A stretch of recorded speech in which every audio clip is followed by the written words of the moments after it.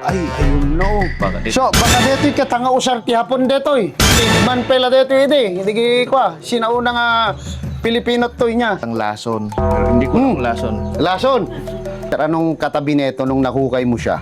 Yan na lang sir, mga Ah, ito. lahat na to. So, most probably ito ay lason. Lason. Gininumda. Lason nga ako sir, yung para pag ginalaw mo yung halimbawa yung sa siyempre hukay mo yung iniwan nila. Tapos nasagi mo to nung siguro mga kalakasan pa ng lason niya. Oo. Ah, mamamatay din yun ng hukay. Tapos Galing, no? Ano pa meron? Pati, may buhangin pa, oh. Pakita mo. Ba't pati yung buhangin? hindi ko na yan sir. Dumi na. Ay, dumi. Dumi. Okay.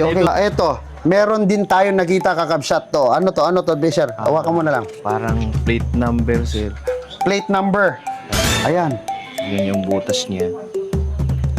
Meron din ako nakita, oh. Egg-shaped na bato. Ayan, oh. Ayan, sir. Pakita mo nga, Besher. Marami sir. Perfectly egg-shaped na mga bato. Baka bato ni Darna, deta Besher, amat kata. Tumilmunta man ti Mesa. Yun sir. Kade. Tignan nyo. Lahat yung parang mga itlog talaga dito. Para siyang itlog.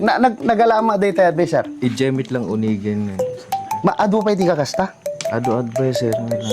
Oh, madalang lang tayo makakita ng ganito, mga kapsat.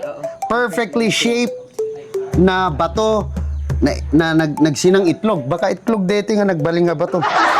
Okay, ayan o, ang dami guys. Ayan.